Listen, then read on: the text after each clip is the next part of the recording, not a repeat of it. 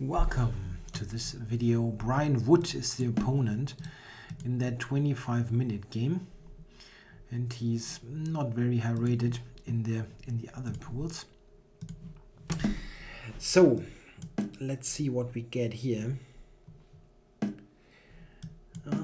King's Indian or Grünfeld. This is the main choice. So King's Indian. What about something else?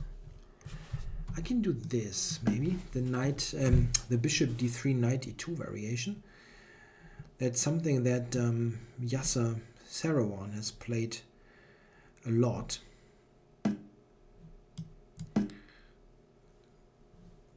It's an interesting line. Let's see how he plays against it. One idea is to still keep that option open of playing f3, like in the Sämisch, but you put more emphasis on quick development of the king side. Okay, let's go f3 in order to prepare bishop e3.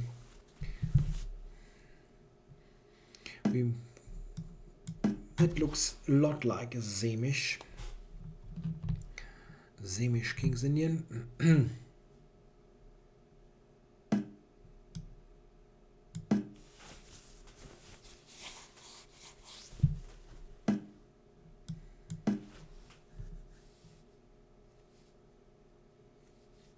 It might be a direct transposition to some line of the Sämisch. Interesting. Anyway, I like my position. I've got more space, and he's not really quick with getting any great counterplay. Knight h5 in order to go f5. That's one way to try to get counterplay. Or start with a move like b5. These kind of setups are not that bad, actually. When Garry Kasparov was still active, he played this way against the Sämisch quite often with e5, and he had pretty good success with it, even though it never was very popular. But he scored well. It showed that sometimes unpopular lines just need the right player to show that they're not that bad, really. Bishop to b7 is a bit puzzling. Well, he has played b5, but well, the bishop is not really great there on b7. Okay, I think I will take with the queen. It's not so clear what to do, but I think that's not a bad move. The bishop is just, I mean, he's not having, the bishop on b7 is not helping on the king side, is what I'm trying to say. And on the queen side, I'm much better anyway, so putting it there doesn't really help.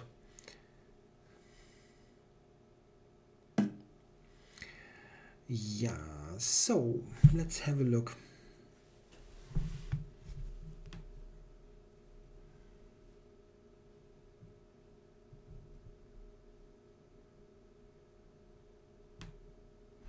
Yeah, I wonder if I should go knight a4, simply forcing wow, I'm kind of twisting my tongue here a little bit. Forcing the queen trade is what I'm trying to say. Knight takes a4. I can also just take with the rook on a4. It's not a bad idea.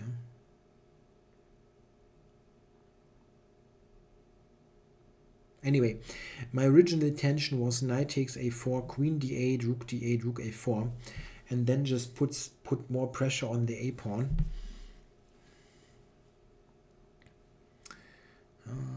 It's a bit puzzling that he's not taking on a4 quicker, because yeah, there wasn't any other move anyway. So let's do this. I have the a pawn to attack, and I think that's all I need.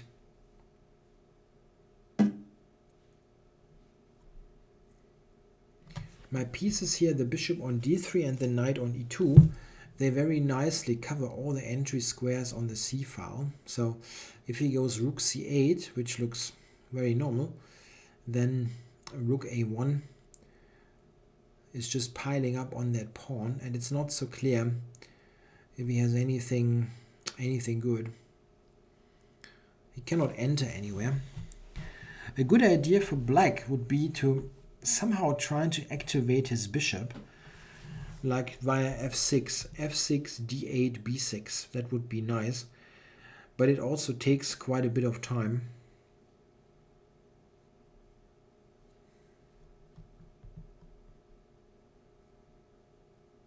Yeah, he really doesn't have that time, I guess. But I think he has to try. I don't see a way to keep that pawn protected. I mean, okay, he can play some rather sad move like knight b8 to cover that pawn, but that's really not how you want to play chess.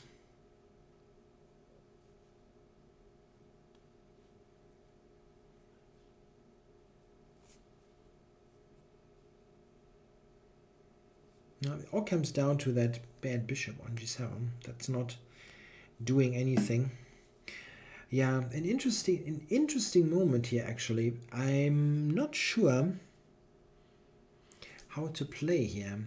I can go rook a1 as I planned, but there also is the idea of playing just rook c1. Okay, I don't think it's a good idea. This pawn is just lost, or as mentioned, that awkward knight b8 move, after which I can play b5, by the way. That's a possibility. Yeah, it's not just a possibility, it's strong. That wins a pawn anyway.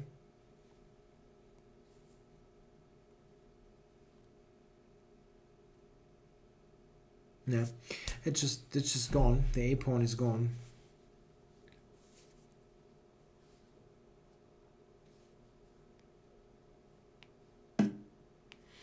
Okay, he gives away the pawn like that. One point might be if I take with the pawn, he has knight c5, which doesn't help him really. Yeah, I will take with the rook. I have rook a7 as a major threat. Okay, well, that's just a winning endgame. So let's not be sophisticated here. Bishop b5 is good, right? Yeah. Attacks that knight. If it goes to f6, I go bishop c6, and after the trade, my pawns will promote. Knight b8, there's bishop a7, loses the knight. Yeah, okay, that's a win. He has no real defense here.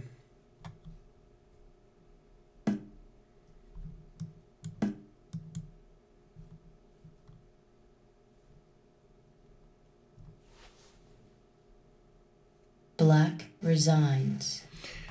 Yeah, so yeah, as I said, lots of mismatches in the first stage of that new pool.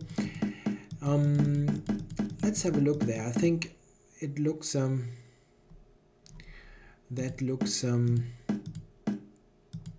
looks quite good for white, but it's a fairly normal position.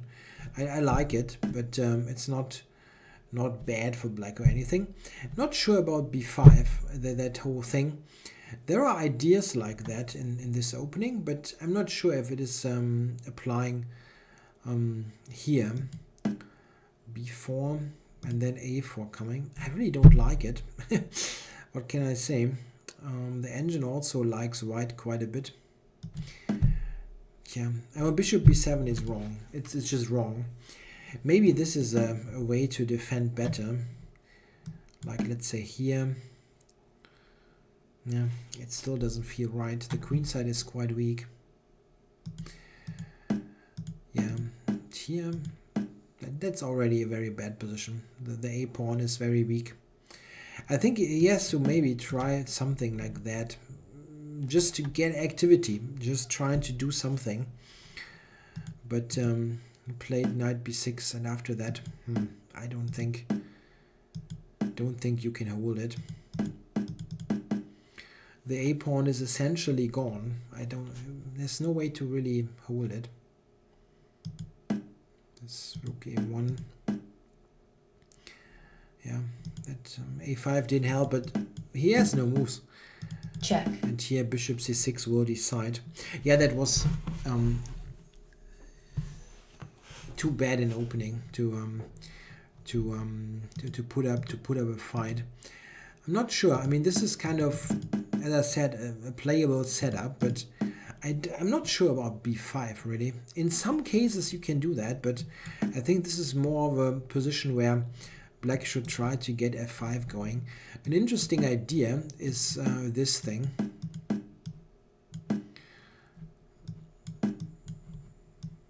This motif. It's pretty nice for white usually, and important to know. But it didn't happen in the game. Okay, well, thanks for watching.